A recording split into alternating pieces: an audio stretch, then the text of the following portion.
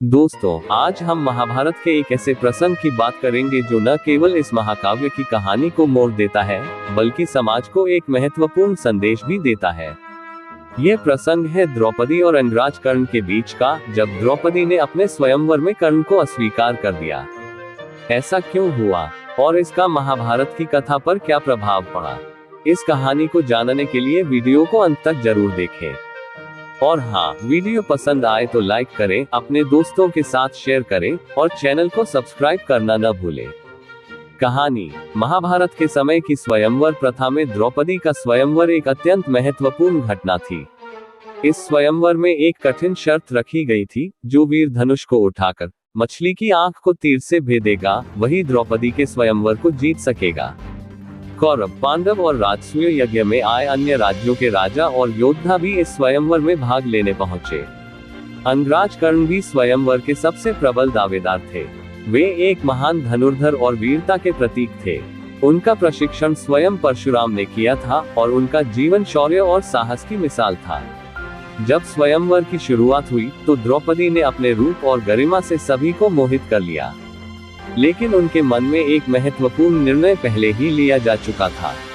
एक एक करके सभी योद्धा धनुष उठाने की कोशिश करते हैं, लेकिन असफल रहते हैं। जब कर्ण की बारी आई तो सभी को विश्वास था कि उनका तीर मछली की आंख को अवश्य भेदेगा। कर्ण ने स्वयंवर के मंडप में जाकर धनुष उठाया, लेकिन तभी द्रौपदी ने उन्हें रोकते हुए कहा, मैं किसी सूतपुत्र से विवाह नहीं कर सकती।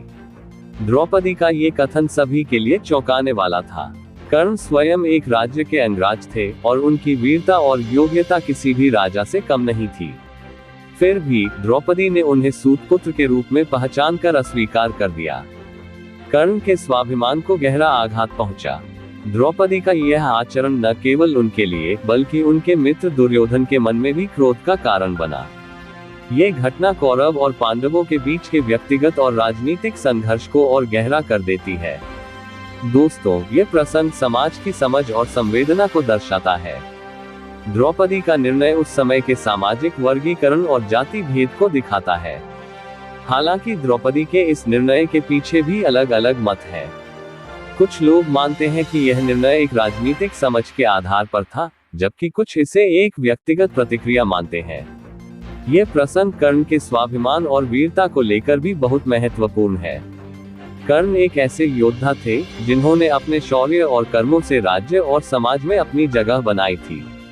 द्रौपदी का उन्हें अस्वीकार करना उनकी योग्यता के प्रति एक अनादर था, जो आगे चलकर महाभारत के संघर्ष को और व्यापक बनाता है। महाभारत पर इसका प्रभाव। द्रौपदी के इस अस्वीकार के बाद कर्ण और दुर्योधन के संबंध और मजबूत हो गए। कर्ण स्वयं को पांडवों का विरोधी मानते हैं और दुर्योधन के मित्र बनकर हर कदम पर उनका साथ देते हैं। महाभारत के संघर्ष की शुरुआत यहीं से होती है। एक और महत्वपूर्ण बात यह है कि द्रौपदी का ये निर्णय उस समय के सामाजिक और मानवीय मूल्यों को दर्शाता है।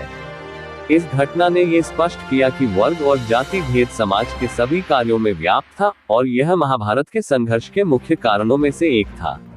द्रौपदी और कर्ण का ये प्रसंग सिर्फ महाभारत के एक रोचक किस्से तक सीमित नहीं है। ये समाज के व्यक्तिगत और सामूहिक आचरण का दर्पण है।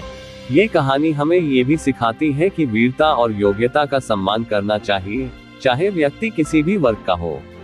जी दोस्तों, ये थी महाभारत की एक रोचक कहानी, द्रौपदी और कर्ण के स्वयंवर का प्रसंग। आपको ये कहानी कैसी लगी? अपने विचार नीचे कमेंट्स में जरूर बताएं। वीडियो पसंद आया हो तो लाइक करें, अपने दोस्तों के साथ शेयर करें और महाभारत की और रोचक कहानियों के लिए हमारे चैनल को सब्सक्राइब करना न भूलें। मिलते हैं अगले वीडियो में, तब तक के लिए नमस्कार।